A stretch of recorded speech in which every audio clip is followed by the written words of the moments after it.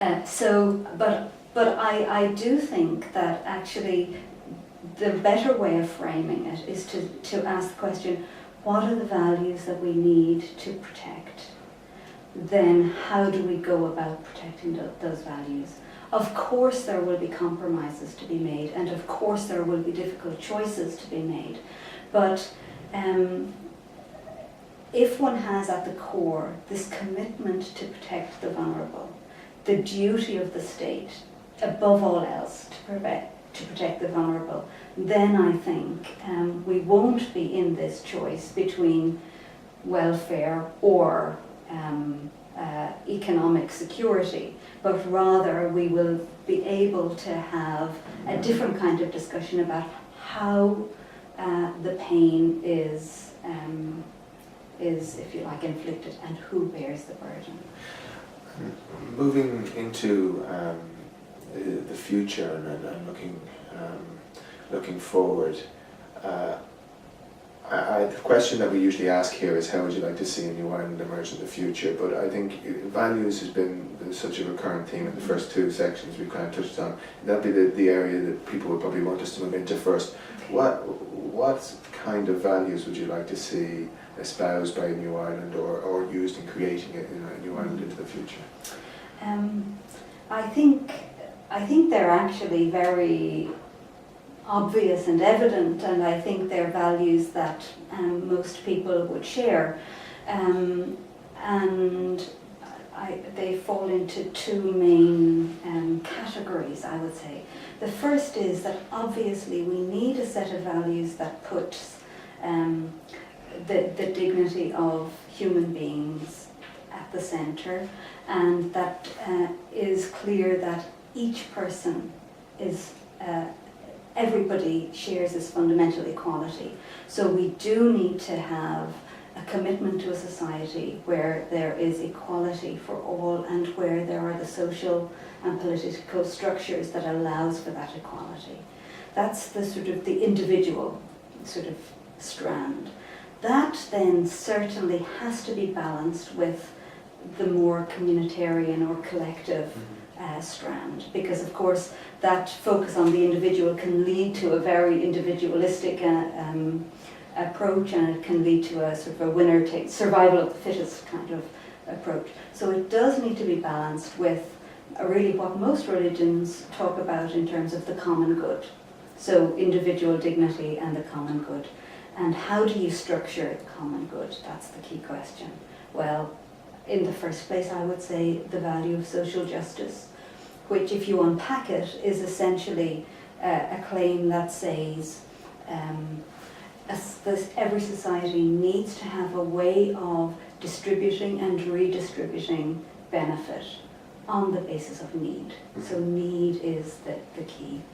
I think I would also say a commitment to solidarity that extends beyond, my immediate sort of interest group.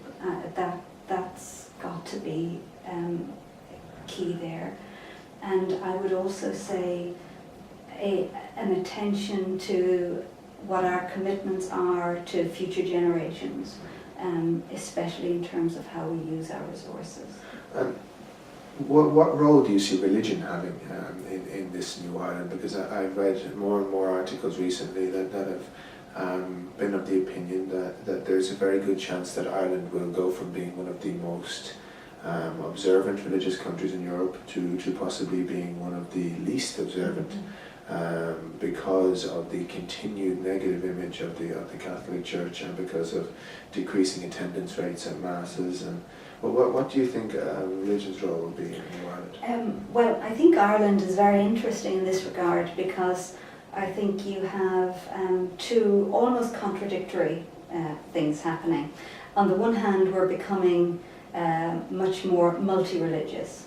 So it's true that the traditional denominations are in decline, but you just have to walk around the city in Dublin on a Sunday morning to see that actually there is a very, very vibrant and emerging religious world that is Christian, Islamic, Orthodox, and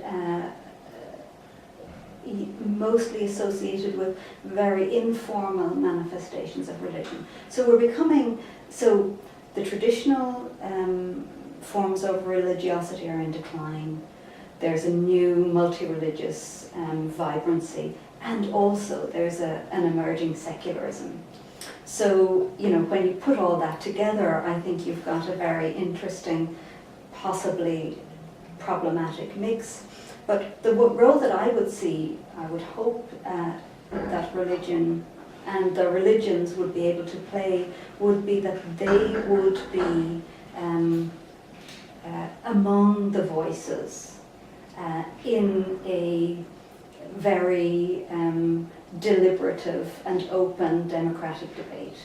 I think all of the religions have very important values to impart, but they can only do so, I think, in a conversation that is respectful of the other. And I think the biggest challenge for the Catholic Church will be to be able to have that kind of discussion that doesn't depend on a kind of an inherited privilege, but rather just takes its place among all of the interest groups, if you like. And being from an ecumenics background, this will be kind of inverting the way that you look at religions. But one of the effects of increased immigration into societies, which hasn't thankfully been felt so strongly here, but someone like Morgan Kelly wrote recently, he felt that Ireland would as economic times got harder, would develop a hard right anti-immigrant party. And do you think that there's a potential there for religious strife between different groups and cultural strife in the New Ireland? Well, I haven't really seen any evidence of that, really. I think, in fact, all of the experience that I've had with many of the different groups that have come to Ireland in the last 20 years is that they want to and do play a very active and engaged role in the polity, that they want to maintain their distinctiveness, but they want to do so in a way that is open and engaged with the long-standing traditions. So I think that if it does develop, it will not be because of any kind of withdrawal or enclave status for the immigrant communities. It will be because the host community isn't able to engage in that kind of mutuality that very definitely is coming from the Islamic community, from the Orthodox communities, and from all of the African independent churches that are evident in Dublin and around the country now. They really do want to not to assimilate, but to be part of the construction of this new society. So I wouldn't see religious strife in our future, though it's been in our past, of course. Of course. And coming back to home base, to finish off, the article discussed ethics. And I don't think it would be a big leap to say that Ireland has had, for various reasons, a troubled past in terms of ethics. The emergence of the state and the previous period under British rule would probably have been characterised by an acceptance of what the British would have seen as unethical behaviour in attempting to subvert that state, and that seems to have continued in some ways in the Ireland that we've had today. I'm thinking of the tribunals, I'm thinking of the corruption, and what steps do you think we could take to make a more ethical Ireland into the future? And that's a very difficult question, and I've kind of broadened it out. Well, just to comment on the how you characterise that. First of all, much of what we see in Ireland is classic post-colonial state practices. A tradition of subversion of the the state that continues in the post-colonial phase. So we're not unique in that, although we don't think of ourselves in those terms. But in terms of ethics in the New Ireland, Rosenthal, towards the end of his essay, says ethics is neither a luxury nor an obstacle. That is, it has to be central to all of our decision making. And really that's what I would like to see, that ethics is not something that's hived off to experts, to the churches, to the theologians or the philosophers. That is, that ethics is about the practical art of living, and about thoughtful and mindful living on the basis of certain core values. And that's something that everybody is not only capable of, but I would say born for. And it seems to me that, just going back to where I began, really, personal responsibility embodied in the social institutions that we have is, in a way, the key. The key step towards the more ethical society. I think one thing I would ask about personal responsibility is that personal responsibility, I suppose, comes from an basic understanding of what right and wrong is, and we don't always seem to have had that.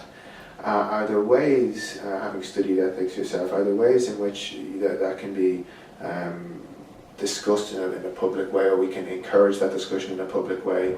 Are there ways in which we can adjust what our views of right and wrong would be? I mean, is this something you see as possible for Ireland? It is. I think it's very necessary for Ireland, actually, and I think one of the features of the past is that the state exported that role to the churches. It never took responsibility for the idea of educating a citizenry in the art and the ethics of citizenship.